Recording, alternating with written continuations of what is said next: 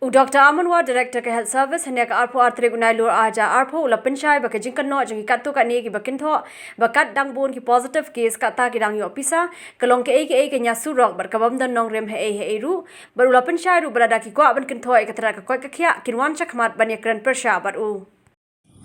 bat penyalam bakla ya kipat nong song snong jong ke jela ba nagaliang ka jongi ni kwa ban petni bun teli kikis ki balang positif namar kat bang ngidang yok bun kikis kamot ngidang yok kisah si bun kamdan kum kata kada itang ka khana thot ka khana ka syukuri pat ba ka khana ka tangban pinbut nam ya ka sarkar bat kum kita ki kamdan bat nga ong hinangan na ladi nang maka nung ko positive case ka bang yo ndai mang yo kisah ngiru ngidon ka jingso nyetristom bangila on konti ni kani lada ni penyo positive case banyo pisa kata kamot ni ngila baklan kan yang betul ndai mentangan ong syai ba umdan gum kata ba kimi case kiba kemai kamot ngidang yo pisa mangisi bon kamdam gum kata sakoi kadon ka allegation ru kadon kajing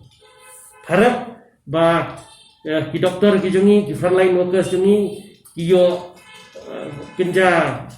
busket dene ki yo kata ki insentif bah kadang yo positive case kidang yo kisah sibun kata kalau ko bakla ko bayalam bakla bat ka bamdei kadi khana thap khana syukur ba kadi kita khana surok sedang bat ki bal anang ki asta bat sobha ba haba fito hapo kot ko bor fareng ru finang bah ke english ngitip ba fisut finang bah ke english tang ba sotu bangi ru nginang ban keren English nginang ru ban tho English te haba fikwa ban tho ban keren kita keren mahmat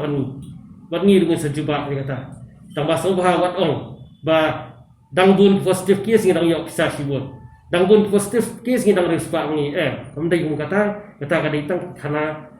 kamkai sudah bat bentang ong ba kini khana kamkai ba kini sobha wat nung nget kumi kini gijat bre dari kikwa kilawan wani kedua ini ngir seperti kelas